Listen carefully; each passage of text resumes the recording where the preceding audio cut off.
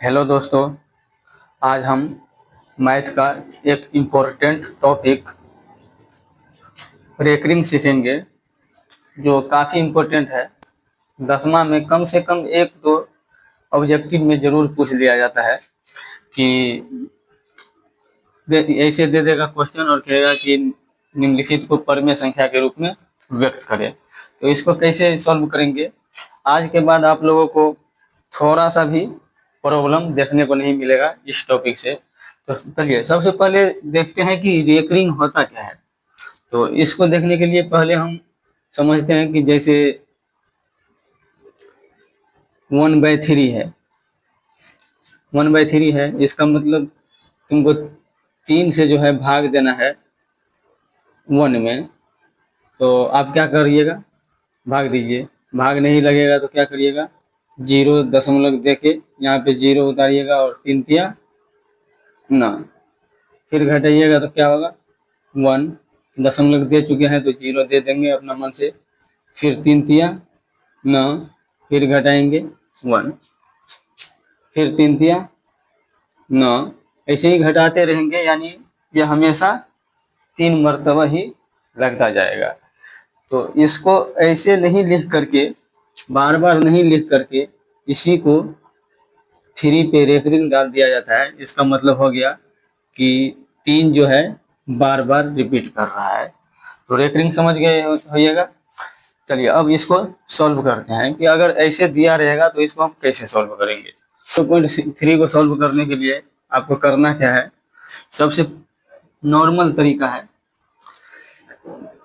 जितना भी अंक दिया हुआ है सबको उतार देना है।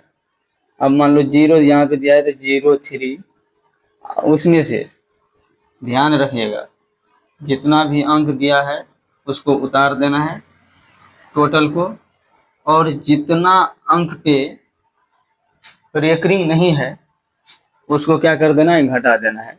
तो यहाँ पे नजर आ रहा है सिर्फ 0 पे रेकरिंग नहीं है, तो 0 को क्या करना है, 0 को घटा देना है। अब यहाँ पे ध्यान दीजिए, अब फिर बटा देना है। अब इसके आगे क्या करेंगे, तो दशमलव के बाद देखना है रेकरिंग जो है किस पे है रेकरिंग, तो रेकरिंग कितने अंक पे है। तो यहाँ पे हमको नजर आ रहा है कि रेकरिंग 3 पे है और सिर्फ 1 अंक पे है, तो सिर्फ वो 1 जो है 9 दे देंगे। ठीक है, अब देखो आगे सॉल्व करते हैं। अब 0 शुरू में है तो इसका तो कोई वैल्यू नहीं होगा। 0 में से मतलब 3 में से 0 जाएगा तो कितना होगा, 3 बट्टा 9। अब इसको आराम से काट सकते हैं, 3 एकम 3, 3 तिया 9, ये हो गया 1/3। समझ गए होइएगा, बस ऐसे सॉल्व करना है। अब इसको देखते हैं। इसको सॉल्व करने के लिए हम क्या बताए थे इसमें कि जितना भी अंक दिया है टोटल अंक को उतार देना है। तो टोटल अंक उतार दीजिए, 1 2 3 उतार दिए, और इसमें से माइनस करना है जितना अंक पे रेकरिंग नहीं है उतना अंक माइनस करना है।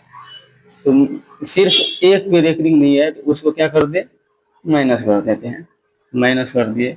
अब ध्यान रखिएगा बट्टा में जितना पे रेकरिंग रहेगा उतना 9 लिख देना है।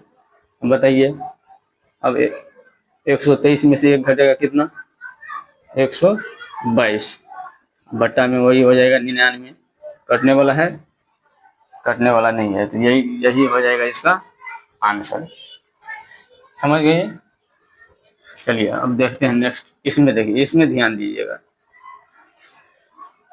हम बोले थे कि जितना अंक है सहारा के सारे, यानी सारे को उतार देना है। तो सारे को उतार दीजिए, ये उतार दिए 2 3 1 2 उतार दिए।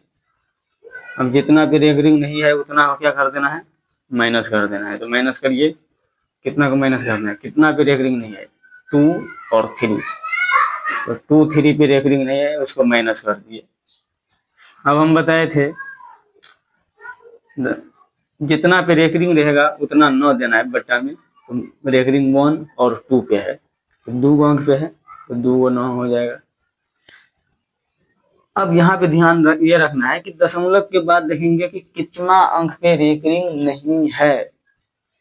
दशमलव के बाद देखना है कि कितना अंक पे रेकरिंग नहीं है।